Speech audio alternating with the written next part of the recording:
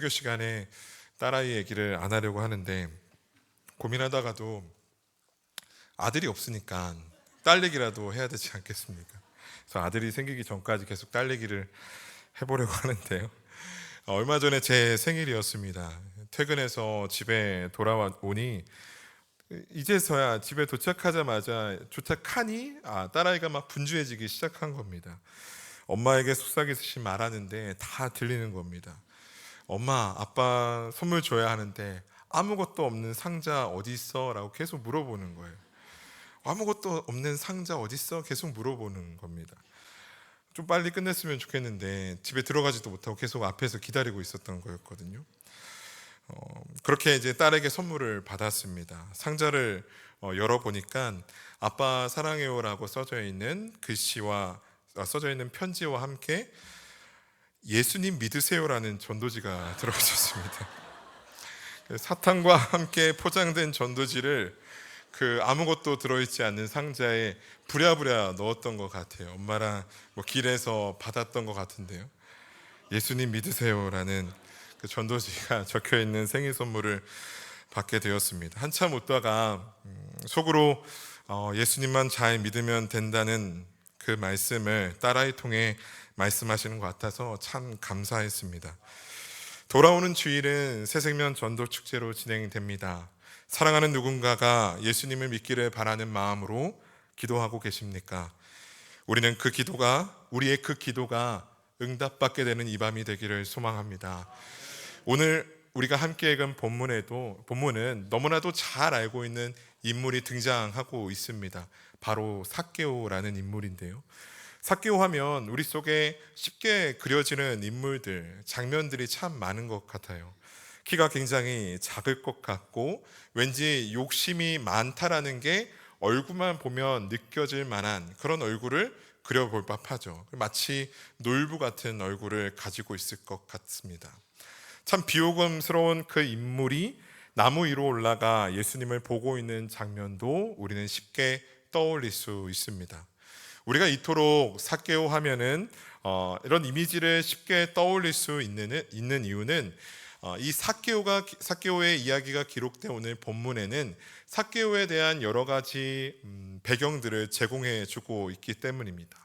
본문을 통해 알 수 있는 삭개오의 정보는 여리고에 살고 있었고 키가 작은 세리장이었다라는 것이고 부자였다라는 거겠죠. 여리고라는 도시는 당시에 여러 나라의 국경을 마주하고 있는 도시였습니다. 그렇기 때문에 자연스럽게 무역과 상업적으로 발전한 부유한 도시 중에 하나였다고 합니다. 당시 이 지역을 장악하고 있었던 로마는 이런 도시들마다 무역과 상업적으로 발전해서 부유한 도시들마다 세관을 설치하고 세금을 걷어들였습니다. 근데 로마는 이 세금을 직접 걷어들이지 않고 세금을 걷어들일 수 있는 권한을 경매를 통해서 팔았다라고 얘기를 해요.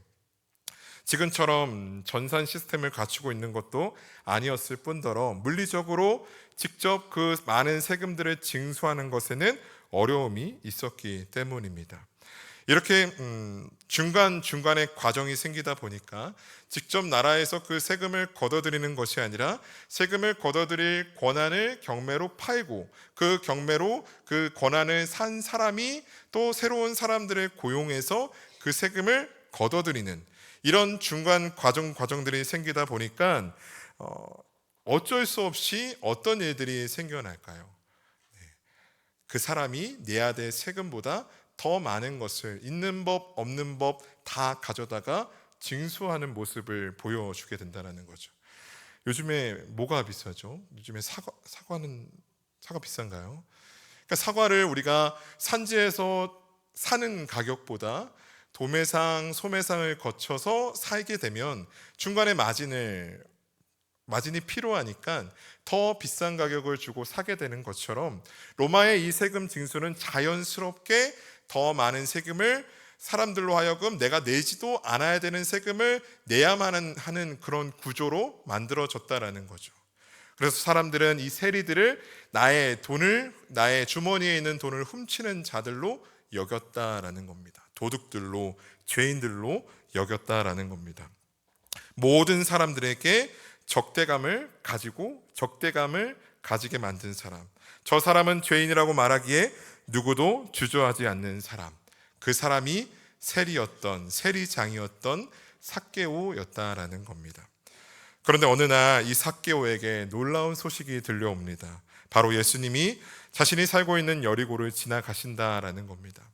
모든 사람들이 자신과 같은 세리들을 죄인으로 여기고 함께 하기를 거절했던 그 시기에 그 세리들의 집에 찾아가서 그들과 함께 밥을 먹으며 하나님 나라의 말씀을 전하신다라는 예수님의 소문을 들었던 삭개오는 이 자신의 거하고 있는 여리고에 예수님이 오신다라는 이야기를 듣자 얼마나 마음이 들떴겠습니까?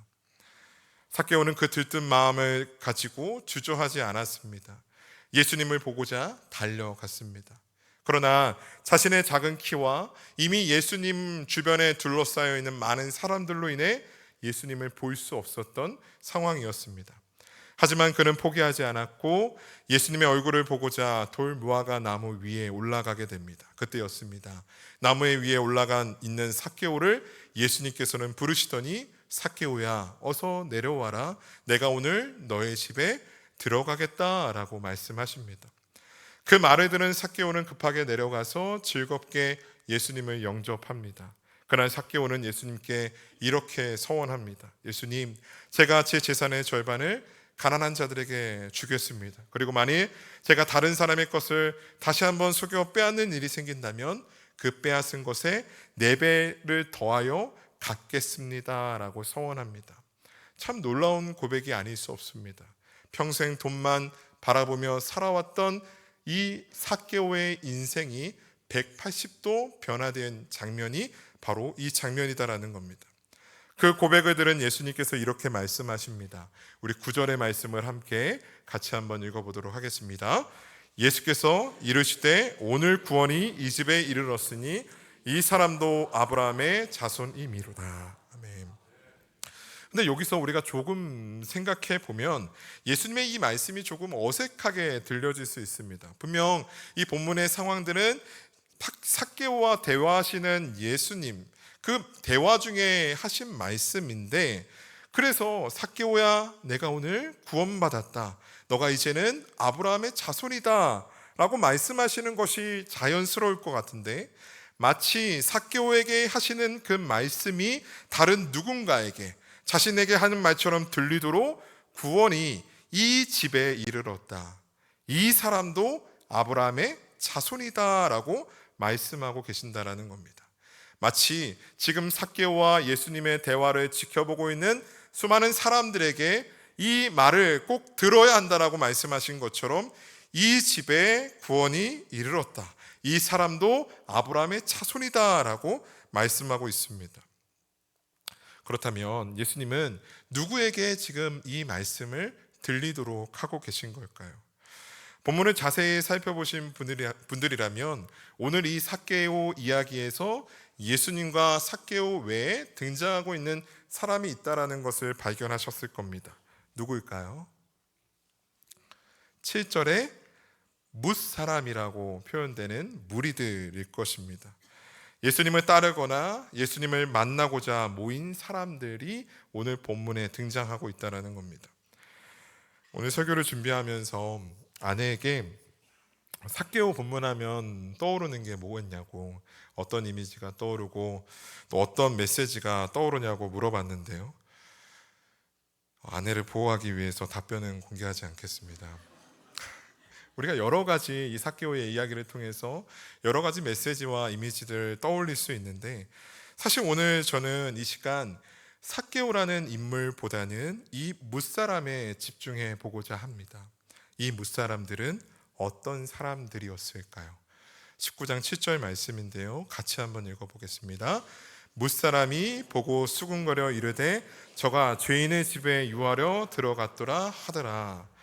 예수님께서 세리장인 삭개오의 집에 들어가겠다고 하시자 수근수근 거리면서 어찌 죄인의 집에 들어갈 수 있냐고 손가락질했던 사람들이 이 뭇사람들입니다.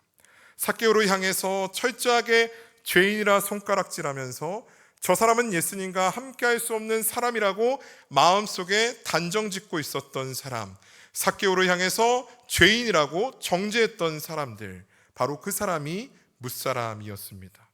그런데 이 뭇사람들과 비슷한 모습을 보여주는 사람들이 오늘 본문 직전의 본문인 누가복음 18장 후반절에서도 등장합니다. 오늘 본문 직전인 18장 35절에서 43절에 나오는 내용인데요, 예수님께서 여리고에 가까이 이르렀을 때 갑자기 나타나서 소리치는 사람이 있었습니다. 18장 38절의 말씀인데 제가 한번 읽어보겠습니다. 맹인이 외쳐 이르되 다윗의 자손 예수여 나를 불쌍히 여기소서 하거늘. 그러니까 길가에 앉아 구걸하던 맹인이었습니다. 앞을 못 보는 자였습니다. 그런데 그가 예수님이 지나가신다라는 소식을 듣자 예수님을 향해서 달려가 다윗의 자손 예수여 나를 불쌍히 여기소서라고 외쳤던 겁니다. 그런데 이 맹인의 이 소리를 듣고서 예수님보다 먼저 반응하는 자들이 있었어요. 이 38절과 이어지는 39절의 내용인데요, 같이 한번 읽어보겠습니다. 앞서가는 자들이 그를 꾸짖어 잠잠하라 하되 그가 더욱 크게 소리질러 다윗의 자손이여 나를 불쌍히 여기소서 하는지라. 어떤 반응을 보여주고 있죠? 꾸짖고 잠잠하라고 외치고 있습니다. 꾸짖고 잠잠하라고 이 맹인을 향해 외치고 있는 사람들은 어떤 사람들이었습니까? 앞서가는 자들이었습니다. 예수님께 다가가려는 맹인을 가로막았던 자들이었습니다. 그들이 맹인을 가로막은 이유는 맹인이 앞을 못 보게 된 것이 죄로 인한 결과다라고 그들은 단정짓고 있었기 때문입니다. 맹인을 향해 그는 부정한 자라고 여겼고, 그래서 절대 예수님을 만나서는 안 된다고 판단했던 그들 속에 이 맹인을 그렇게 정죄하고 판단하고 바라보고 있던 자들이었습니다. 그런데 놀라운 것은 이 삭개오에게도 그렇게 하셨던 것처럼 예수님께서 이 맹인에게 구원을 선포하고 계신다라는 겁니다. 삭개오를 향해서도 구원을 선포하셨던 것처럼, 이가 이제 아브라함의 자손이다 말씀하셨던 것처럼, 구원을 선포하셨던 것처럼 이 맹인에게도 구원을 선포하고 계신다라는 겁니다. 18장 42절의 말씀인데 제가 한번 읽어보겠습니다. 예수께서 그에게 이르시되 보라 내 믿음이 너를 구원하였느니라 하시매. 참 이상하죠. 맹인과 삭개오를 바라보고 있는 앞서가는 자들과 뭇 사람들의 시선, 그들의 시선과 그들을 바라보고 계시는 예수님의 시선, 앞서 맹인과 삭개오를 바라보고 있는 예수님의 시선이 너무나 달랐다라는 겁니다. 앞서가는 자들과 뭇 사람들에게 맹인과 삭개오는 예수님과 가까이 가서는 안 되는 부정한 사람, 죄인, 예수님과 함께해서는 안 되는 사람들이었다라는 겁니다. 그러나 예수님에게 맹인과 삭개오는 예수님이 직접 찾아가 만나야 되는 사람들이었고, 그들을 만나서 구원을 선포해야 될 사람들이었다라는 겁니다. 무슨 뜻입니까? 창세전부터 하나님의 자녀의 백성으로 삼기로 계획하셨던 구원받은 자들이었다라는 겁니다. 여러분, 이 시간 우리가 생각해 보고자 하는 것은 우리의 마음과 우리의 생각 중에 예수님을 향해 달려가 외치던 이 맹인과 삭개오를 마음대로 판단하고 막아섰던 그 앞서가는 자들과 뭇사람 같은 마음이 우리에게는 있지는 않은가라는 겁니다. 그들이 그토록 맹인과 삭개오를 예수님과 함께해서는 안 되는 사람이라 바라봤던 것은 자신들이 가지고 있었던 율법적인 기준으로 그 사람을 판단했고 정죄했기 때문입니다. 저 사람은 부정한 사람이라고, 저 사람은 죄인이라고 그들이 가졌던 이 마음 때문에 맹인과 삭개오는 철저하게 사람들에게 외면당하는 사람들이었습니다. 여러분, 우리에게는 이러한 마음이 없습니까? 내 마음에 세워져 있는 기준들을 가지고 사람들을 판단하고 정죄하며 외면하는 그 마음이 우리에게도 있지 않습니까? 그런데 나의 그 마음 때문에 하나님께서 구원하시고자 하시는 한 영혼을 내가 바라보고 있지 못하고 있다면, 주님께서 지금 어서 찾으셔서 그가 나에게 달려오기를 바라고 계시는 한 영혼을 내가 막아서고 있다면, 나의 율법적인 기준과 판단과 정죄함으로 그의 길을 막아서고 있다면 하나님의 마음이 어떠하시겠습니까? 사랑하는 여러분, 우리 안에 이 어리석은 마음들이 오늘 이 밤에 말씀을 붙잡고 기도하는 시간대 다 사라지게 되기를 소망합니다. 주일에 있을 새생명 전도 축제를 위해서 2달 동안 참 한 영혼을 품고 기도하시지 않았습니까? 그런데 오늘 이 밤에는 그 영혼뿐만이 아니라 내가 미처 마음에 품지 못했던 한 영혼, 저 현수막에 분명히 기록되어 있어야 되는데, 적혀져 있어야 되는데, 나의 어리석은 시선과 나의 율법적인 기준으로 그를 정죄했고 판단함으로 그를 품지 못했던 그 한 영혼을 품으며 나아갈 수 있는 이 시간이 되기를 소망합니다. 하나님께서 나를 통해서 복음이 선포되는 그 시간에 초청되기를 바라시는 그 한 영혼을 바라보고 우리의 마음에 품고 기도할 수 있는 이 시간이 되기를 소망합니다. 앞서가는 자들과 뭇 사람들은 예수님과 같은 시선으로 맹인과 삭개오를 바라보지 못했던 그 이유가 무엇일까요? 예수님은 철저하게 맹인과 삭개오를 구원을 선포해야 될 그 대상으로, 하나님께서 찾으시는 잃어버린 영혼으로 그들을 바라보았지만, 이 뭇사람들과 앞서가는 자들은 그들을 그렇게 그 시선으로 바라보지 못했다라는 겁니다. 왜 그렇게 바라보지 못했던 것일까요? 그들이 깨달아야만 했던 것은 무엇일까요? 오늘 본문인 10절의 말씀은 우리에게 분명하게 말씀하고 있습니다. 19장 10절의 말씀인데요, 같이 한번 읽어보도록 하겠습니다. 인자가 온 것은 잃어버린 자를 찾아 구원하려 함이니라. 아멘. 이 말씀은 삭개오에게 구원 받았음을 선언하신 뒤에 거기서 그 구원의 선언으로 끝나지 아니하시고 이어서 하고 계시는 말씀입니다. 마치 맹인과 앞서 18장 후반절에 등장하고 있는, 기록되어 있는 맹인의 스토리와 이 삭개오의 이야기를, 이 전부를 통해서 하나님께서, 예수 그리스도께서 말씀하시고자 하시는 것이 무엇인지를 나타내시고자 결론적으로 하시는 말씀처럼 보인다라는 겁니다. 무엇을 말씀하고 있습니까? 복음이신 예수 그리스도께서 이 땅에 오신 그 유일한 목적에 대해서 말씀하고 있습니다. 잃어버린 자를 찾아서 구원하시고자 이 땅에 오신 분이 예수 그리스도이시다라는 겁니다. 여러분, 무슨 뜻입니까? 앞서가는 자들과 뭇 사람의 눈에는 도무지 자신의 생각과 편견, 율법적인 기준으로는 그 맹인과 삭개오는 구원받을 자격이 없는 자들이었다라는 거예요. 그들의 시선과 그들의 기준과 그들의 판단으로는 도무지 그들에게 구원받을 근거가 없었다라는 겁니다. 그런데 구원은 사람의 자격과 의로움으로 얻을 수 있는 것이 아니라 오직 복음이신 예수 그리스도의 은혜로 얻는다라는 것입니다. 여러분, 이 사실 앞에 우리의 어떤 기준과 편견과 가치를 앞세울 수 있겠습니까? 우리가 그 은혜 때문에 약하고 연약하고 자격 없는 우리를 복음이신 예수 그리스도께서 그 은혜로 구원해 주셨는데, 그들을 어떤 기준과 편견과 가치로 그들의 발걸음을 막아설 수 있겠습니까?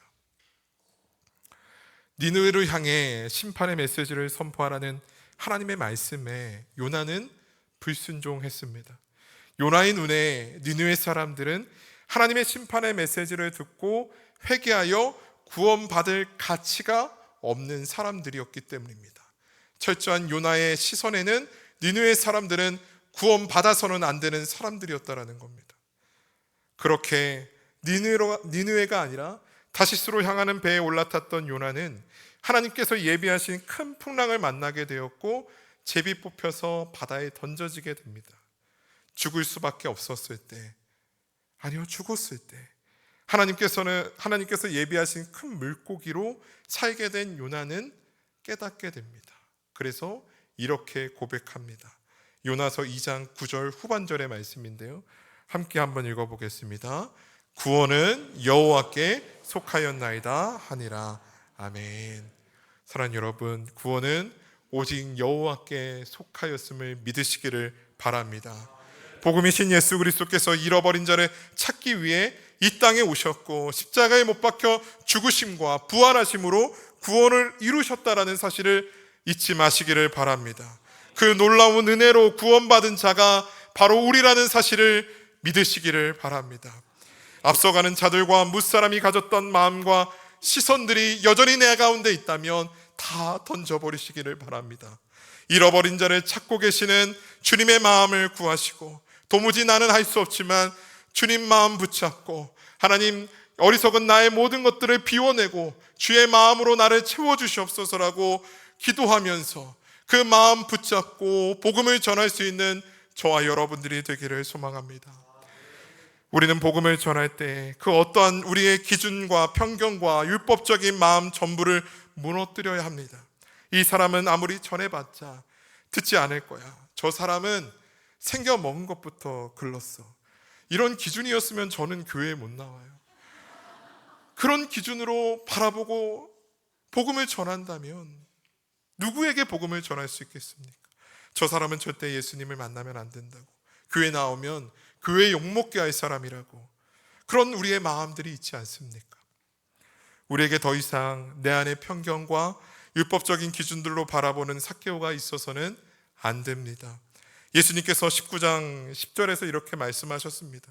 인자가 온 것은 잃어버린 자를 찾아서 구원하려 함이다. 내가 그 이유 때문에 이 땅에 왔다 말씀하십니다. 더 이상 한 영혼을 잃어버리지 말고 그 누구에게나 담대하게 복음을 전하고 복음이 있는 그 자리 가운데 초청할 수 있는 저와 여러분들이 되기를 소망합니다. 사랑하는 여러분, 우리 안에 알게 모르게 자리 잡고 있는 편견과 기준들로 누군가를 판단하고 정죄하는 것이 아니라, 인간적인 눈으로 바라보는 것이 아니라, 놀라운 사랑으로 한 영혼을 구원하시고자 피 흘려 십자가에 죽으신 예수 그리스도, 그분의 그 마음으로 그들을 바라보고 그들에게 복음을 전할 수 있는 우리 모두가 되기를 간절히 소망합니다. 우리가 담대하게 복음을 전하고 선포할 수 있는 것은 우리의 자격과 우리의 능력이 있어서가 아니라 자격 없고 연약하지만 그럼에도 우리를 구원하여 주신 그 복음의 능력 때문인 줄 믿습니다. 참 우리를 지치게 하고 좌절하게 하는 일이 있다면 사랑하는 가족들에게 복음을 전하는 일이라 생각됩니다. 참 오랜 시간 자녀들을 위해서, 남편과 아내를 위해서, 부모님을 위해서 기도해 오면서 기회가 될 때마다 또 복음을 전하고 교회에 데려오지만 번번이 실패할 때 참 많이 지치게 되지 않습니까? 그래서 포기해 버립니다. 차라리 직장 동료나 친구를 전도하지, 내가 다시는 내 남편에게 교회 가자는 얘기를 하나 봐라 하시는 분도 계시지 않습니까? 어디서 제가 들었는데 어색하네요. 여러분, 그 마음마저도 이 밤에 다 사라지게 되기를 소망합니다. 하나님의 능력을 제한하지 마시기 바랍니다. 내가 이만큼 했는데, 지금 이 정도까지 했는데, 내가 십수년을 그렇게 복음을 전하고 교회 가자고 그렇게 말을 했는데 안 된다고, 이제 나는 포기한다고, 여러분 그 마음마저도 우리의 기준과 우리의 생각으로 판단하고 제한하고 있다는 사실을 기억하시기를 바랍니다. 하나님에게는 능치 못할 일이 없는 줄 믿으시기를 바랍니다. 하나님의 능력을 붙잡고 자격 없는 우리의 능력과 연약함이 아니라, 우리의 의로움이 아니라, 우리의 우리됨이 아니라 하나님의 은혜로 구원을 허락하신다라는 그 복음 앞에서 다시 한번 복음이 있는 자리 가운데 나의 사랑하는 가족들을 초청하는 그 담대함이 우리 가운데 있기를 소망합니다. 우리가 다시 한번 담대하게 복음을 전할 때 우리를 구원하시는 예수 그리스도의 놀라운 능력이 우리와 함께 하실 줄 믿습니다. 우리 마지막으로 9절의 말씀을 함께 읽어보기를 원하는데요, 9절의 말씀 같이 한번 읽어보겠습니다. 예수께서 이르시되 오늘 구원이 이 집에 이르렀으니 이 사람도 아브라함의 자손입니다. 아멘. 딴에는 좀 부담감이 있었습니다. 새생명 전도 축제를 앞두고 금요기도에 어떤 말씀을 전해야 될까 참 많은 고민들이 있었는데요. 우리 새생명 전도 축제로 드려지는 모든 시간, 우리 교회가 구원의 기쁜 소식으로 가득 넘쳐나게 될 줄 믿습니다. 우리가 이 말씀 붙잡고 내 안에 제한하고 포기했던 한 영혼을, 내가 바라보지 않았던 그 한 영혼을 마음 가운데 품고 기도하며 그에게 나아가 복음이 있는 자리 가운데 초청하고 나의 입술을 열어 복음을 전할 때 하나님 그 시간 가운데 우리의 교회는 구원의 기쁜 소식으로 가득 넘쳐나게 될 줄 믿습니다. 그 놀라운 하나님의 일하심을 함께 묵도하고 그 하나님의 놀라운 역사에 함께 쓰임 받을 수 있는 저와 여러분들이 되기를 소망합니다. 허락하신 말씀 붙잡고 함께 찬양하기를 원합니다.